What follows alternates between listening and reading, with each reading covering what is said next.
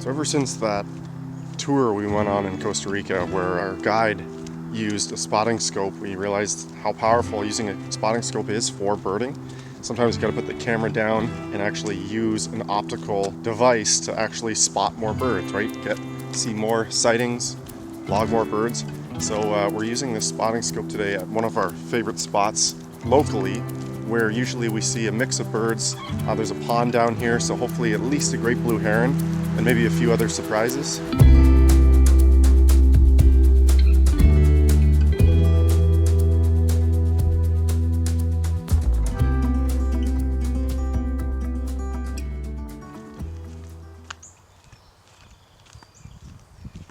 See anything? I think it was a kingbird. Yeah, I heard the kingbird. There was two. They were fighting. We have the 80ED-A, which means we have the angled piece. Here we have an 8 to 24 millimeter zoom eyepiece. So it'll be nice to test that out. So obviously getting used to a spotting scope for us was a little bit different. We've done the binocular thing before. Usually we have cameras in our hands, but with a tripod like this is a very lightweight. It's not a carbon fiber tripod, it's an aluminum, but it's actually, you know what, it's very light. It's just an Amazon one, and we can get the right height we need. So Ashley's a bit shorter than me, so I just bump it up a little bit, so it's right there for me. And then so important if you've got a spotting scope is this ball head. So now, as you can see, we can just go anywhere and then quickly lock it into place. So say we're tracking a bird, I can unlock, go up and down like this, or if I've got the height right, you can just pan across like this and follow it that way. So for anything that's low in the water, like I said, we're hoping to see a heron or something, that's great. Pentax in general, we did some research about the company and the spotting scope and their eyepieces. First of all, their eyepieces are like world-class eyepieces, so we're really getting spoiled with the views through this the PF-80ED-A. You brought the binoculars too? Look at you, yeah. Like a real birder. Sometimes there's stuff. We haven't been out a whole lot lately, but there's a good reason for that. It's just not, it's the worst time of year for birding. It's we're at early August right now. Things are gonna pick up at the end of the month, and we're gonna see some shorebirds migrating and stuff, and obviously fall birding is huge. The middle of summer is very hot, and as you can see how overgrown everything is right now, it's impossible to find anything. I shouldn't say impossible, but man, things are, there could be so much stuff hiding in here, but just the growth is just incredible.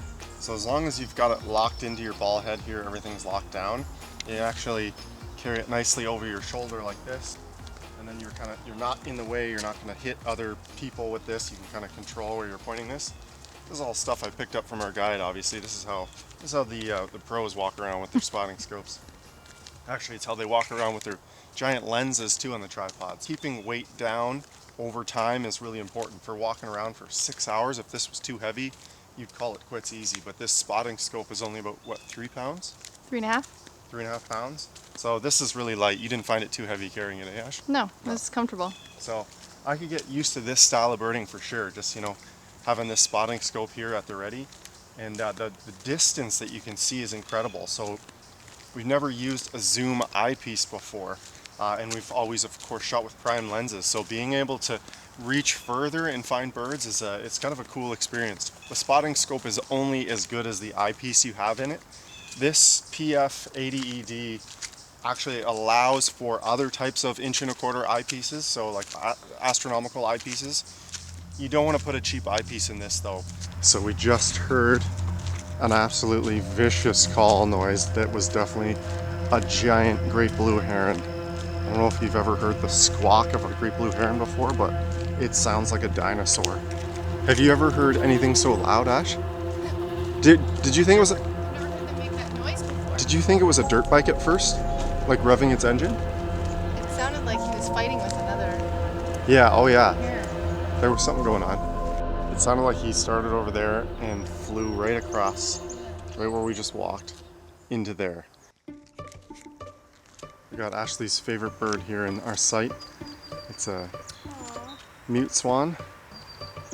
So is it still on the adult's head? Yeah. And then try zooming in. Whoa. Isn't that cool? You can see the algae on his beak. I'm now looking at just his beak and his eye. I'm right in there. You see him shake his head? Yeah. Man, they love that green algae, eh? They're just slurping it up. So far, best view of the day, bunch of swans. It is nice, like when you have a bird that's stationary, to just kind of set up shop and look at them. The zoom eyepiece is pretty impressive. Like just when you think you can't zoom any further, The zooming's nice. it just keeps going.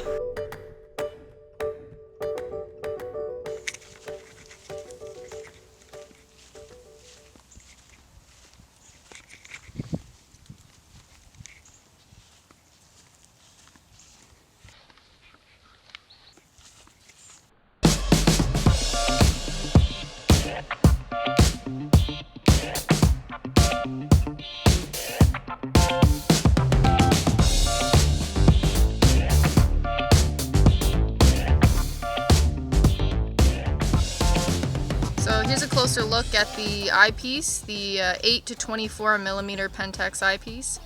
So again, this is the zoom version that allows you to go, in and out on your object. Pentax is again known for their high quality eyepieces. So we'll just go ahead and put this in. We're reading up on spotting scopes, and that's like the cardinal rule of when you finally do decide to jump into a spotting scope, is that you don't cheap out on the eyepiece. I'm going to be using these Pentax eyepieces with my telescopes too. Here, don't roll your eyes at me. A plug for Astro Backyard there. So to give you an idea of the optics and the zoom quality, or the zoom reach rather, there's a red brick building in the far distance over here. And by zooming in on the eyepiece through the spotting scope, I can essentially get right in close on just the chimney. The top That little chimney, yeah. When you're talking about a bird, a stationary bird somewhere out there, like you can really zoom right in on get some high detail. That's where spotting scopes win. Yeah. It's stuff that's far away. Binoculars, we've had that so many times where it's something that's just a little too far, where it's like, yeah, I can see the shape and the color, but that's it. This guy gets you right in. So we used this at Point Peely at Hillman Marsh, and that was the perfect spot. Actually, I think everybody had spotting scopes there. Everybody, yeah, that's all everybody had, because It was you're dealing with birds way out in the middle of the water, standing on sandbars and stuff. They weren't getting any closer. You can't reach them with cameras and binoculars. It was a bit of a stretch, but with spotting scopes, being able to identify and ID those birds was possible. In reality, what you really notice is the actual picture, and it looks like an HD video, really, like Planet Earth style, just so vivid, so sharp. I'm looking at a very bright subject. It's early morning right now. I see no chromatic aberration on the highlights of the wet beak of this Canada goose. I can see the individual feather detail. Bugger keeps moving, so I gotta keep following him. But just an incredible image. And I will say though, as you get farther out, it'll get shaky on you, right? Because that high magnification, any little shake is you're gonna see that. So sometimes it's best I'm gonna pan out and just see him a little bit farther. Yeah, I'm just gonna enjoy that view there and just watch him swim around. Majestic Canada goose. This is a great day.